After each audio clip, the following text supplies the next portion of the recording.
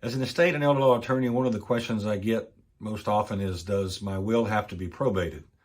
And the answer to that question is that it depends.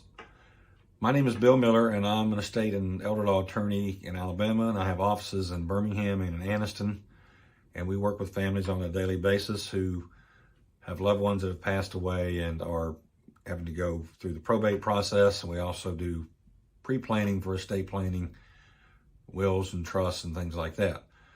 So the reason I say that the answer to the question depends is the reason to have a will is to make sure that any assets that are just in your name when you pass away get transferred to your heirs. If you have another way of passing title of the asset, then the will doesn't have to be probated. A will only covers assets that are only in your name when you pass away that don't otherwise have a way of getting transferred. So for example, if you have a bank account and you have someone designated on there as a payable on death, when you pass away, then that bank account is payable to the person you have named as the payable on death.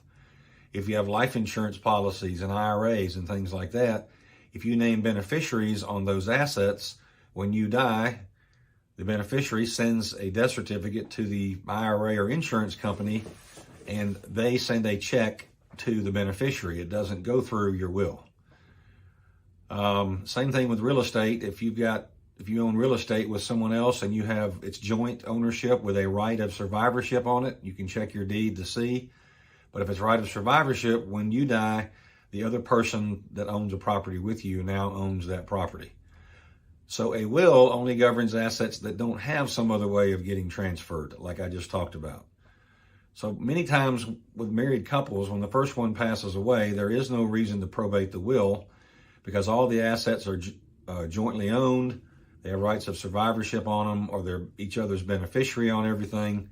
And so there is no reason to do a probate of that will because the assets have already been transferred.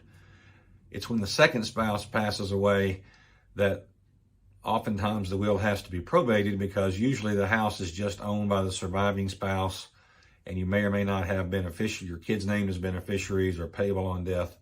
So it really just depends on whether there's assets that are just in your name that have no other way of passing title. That's what the probate process is for, is to pass legal title from you to someone else if there's no other way to do it.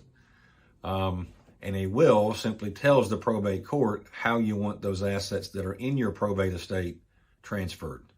If you have other questions about this or anything else related to it, including estate planning or nursing home planning, I would urge you to register for one of our free estate planning and elder law workshops.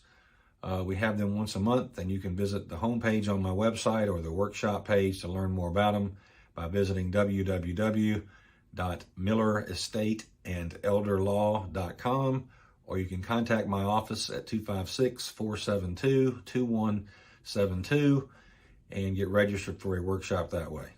I look forward to meeting you.